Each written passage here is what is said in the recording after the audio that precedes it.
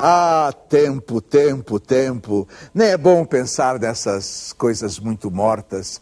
O século cheira a mofo e a história é cheia de teias de aranha. O presente vem de mansinho. De repente, dá um salto, um salto. É um cartaz de um filme americano.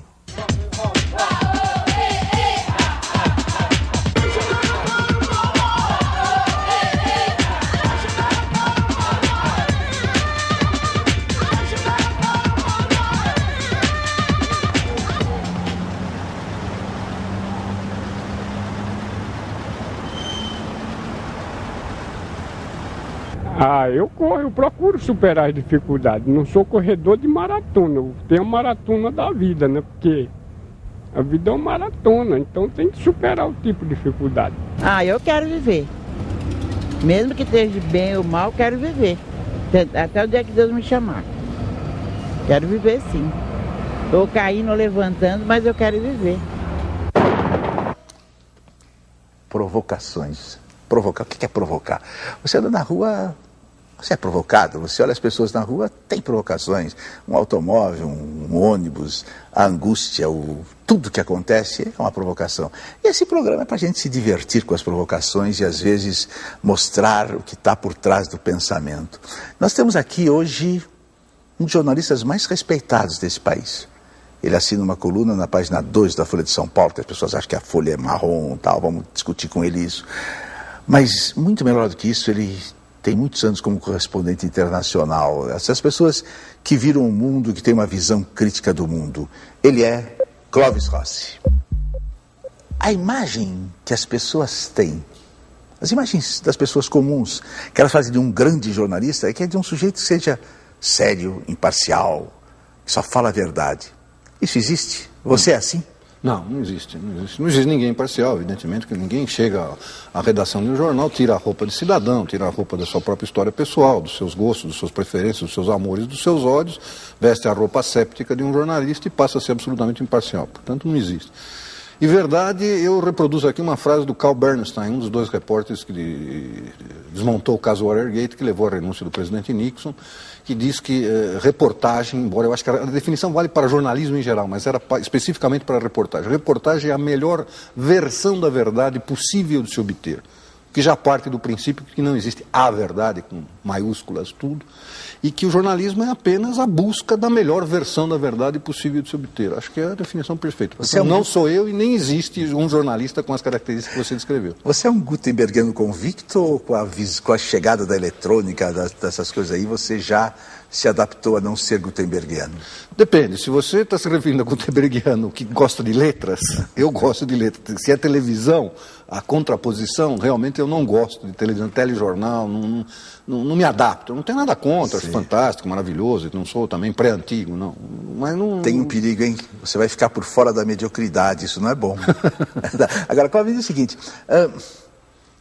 você tem alguma coisa a dizer a favor dos jornalistas? Contra os jornalistas? Não, tenho, a favor e contra. A favor, evidentemente, eu acho que, enfim, somos tão bons ou tão ruins quanto atores, quanto diretores de teatro, quanto médicos, veterinários, enfim, não faço uma diferença. Militares? Acho que somos melhores. Cuidado, hein? De modo geral, somos melhores, enfim, mas temos tantos defeitos e tantas qualidades quanto os mortais comuns. Porque, por incrível que pareça, jornalistas são mortais comuns, embora a visão geral seja de que são os canalhas completos e acabados, somos sim canalhas, mas não completos e acabados. Jornalista é a raça mais rancorosa. O fato do jornalista... Veja os jornalistas que estão de meia idade para cima. Há um rancor. Eu acho assim, no ocaso do tempo de cada um, o fato de você lidar com a notícia, sempre te dá, na juventude, te dá uma ideia de que você... Noticiar o mundo é fazer parte do mundo, é estar do lado. Quando começa a vir esse ocaso... É uma coisa terrível. Os jornalistas, eu acho que o Pimenta Neves, eu tenho ele como ele é uma figura freudiana, mitológica, quase falando assim, decifra-me ou te devoro. Eu acho que é uma esponja que absorveu didática, todas as más qualidades jornalistas e deu no que deu. Eu sou muito crítico quanto a isso. O jornalista, a grande parte, são pessoas que têm o falo está aqui na mente. Né? Você não mataria por amor? Não. O que existe é o fato de que a mídia hoje é controlada por corporações financeiras e industriais que têm um interesse concreto em manter uma determinada ordem mundial. E é óbvio que a informação que elas vão divulgar jamais será contra essa ordem mundial. Tanto que o Noam Chomsky fala que o grande inimigo da democracia americana hoje, o maior inimigo da democracia americana hoje é a mídia. Porque a mídia, dando a aparência de transparência, a aparência de que está disseminando a informação, na verdade ela está educando percepções, condicionando comportamentos, ocultando o mundo sob forma de receitas maniqueístas e disseminando concepções de mundo que não tem nada a ver com a realidade. Você tem alguma coisa contra os poderosos? Tenho, sim, sim. Diga 4. 4? 4 coisas. 4 coisas. Primeiro, em geral, são prepotentes. 2, são desinformados sobre a realidade que os cerca. 3, são desinteressados das pessoas que realmente dependem deles, que em geral são as camadas mais humildes da população, seja nos Estados Unidos, seja no Brasil. 4, acabam se tornando adeptos da bajulação mais rasteira. Aquela propaganda antiga, que você deve lembrar, do bonita camisa Fernandinho, sem nenhuma alusão a qualquer pessoa do presente, mas valendo para o histórico dos poderosos. Eles adoram ser cercados, bonita camisa Fernandinhos, e não tem um cara que seja capaz de dizer: olha, companheiro, hoje você fez uma puta cagada, disse uma tremenda besteira. Esse talvez seja o maior dos defeitos, porque os aliena completamente da realidade. Eu tenho um amigo, um velho sábio da Folha, que de vez em quando eu cito nas minhas colunas, que conta a história de um amigo dele que era governador biônico do estado de São Paulo, e aí esse velho sábio perguntou uma vez: fulano, por que você gosta tanto de ser governador do estado? A tua vocação não é exatamente essa, você é mais um tribuno, um parlamentar e tal. Aí ele pôs a mão no ombro desse meu amigo e disse: fulano, você sabe lá o que é passar 4 anos sem precisar sequer pôr a mão na maçaneta de uma porta, porque sempre tem um aspone que vem abrir a porta? Foi Paulo Egídio? Não, não foi Paulo Egídio. Você falou 4, mas como você é um provocador mor, nós somos umas crianças perto de você, fale 18 em vez de 4. Tá bom, tudo bem. A vida tá ruim. Tá ruim, é? Tá ruim, tá difícil. Né, dona Inês? Não tá difícil? Por que tá difícil? O quê? A vida. A vida? As coisas caras, do jeito que tá. Qual é a sua saída para isso?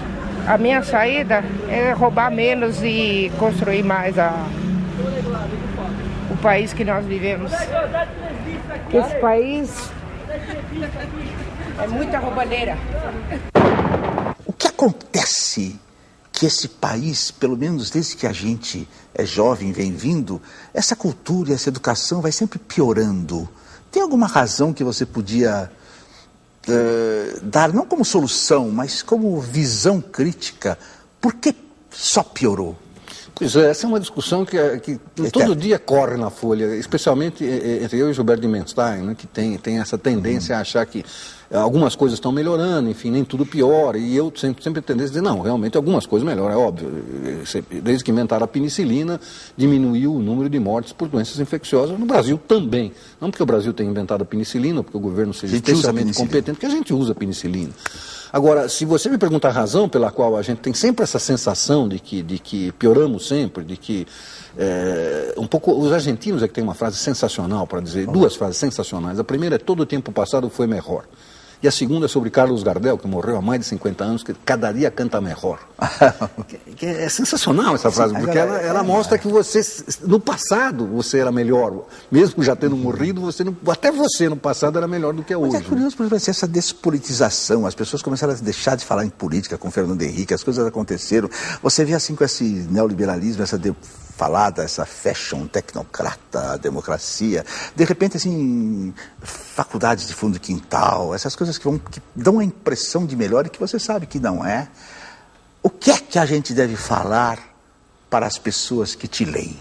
Pois é, eu vi um programa seu em que você condenou, decretou a morte da utopia, a morte do sonho. Não da utopia, você não usou a palavra utopia, mas você usou a palavra sonho. A utopia não. Não, exato, estou me corrigindo. Você decretou a morte do sonho. Sonho, sim. Eu acho que esse é o problema, né? Eu acho que realmente o fato de ter sido decretada pela vitória de um dos lados, a morte não só do sonho, mas de qualquer utopia, qualquer outra possibilidade de organizar o mundo de uma maneira que seja mais inteligente de um lado e mais humana de outro, é que conduziu a tudo isso, a todos esses problemas que você rapidamente mencionou, e tem milhares de outros. Realmente o mundo, não o Brasil só, o mundo ficou mais medíocre, as pessoas ficaram menos solidárias, as pessoas ficaram menos interessadas no que está acontecendo com o próximo, enfim.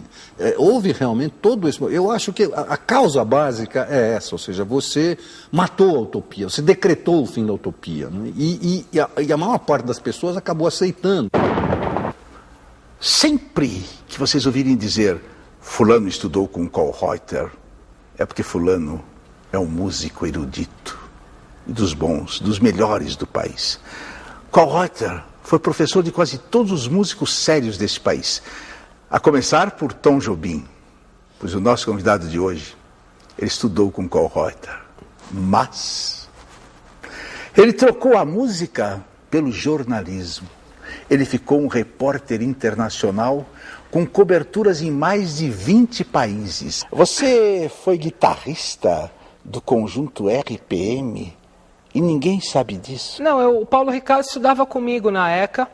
Eu toquei um tempo quando o RPM chamava Pif Paf.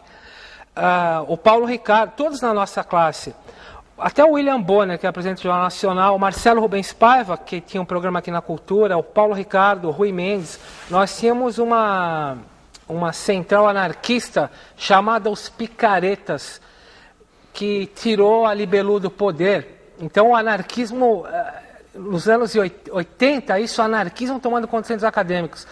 Mas eles tinham, assim, liam Bakunin, tudo direitinho? Liam Kropotkin, mas... liam daquela maneira, era um anarquismo mais de atitude do que ideologia. O Paulo Ricardo era dos Picaretas, o Paulo Ricardo ajudou a fundar os Picaretas. Depois eu me desvinculei da música, fui trabalhar na Veja, na Folha, em tantos lugares que eu trabalhei, e eu... Todos esses lugares que hoje você acha um lixo? A Veja.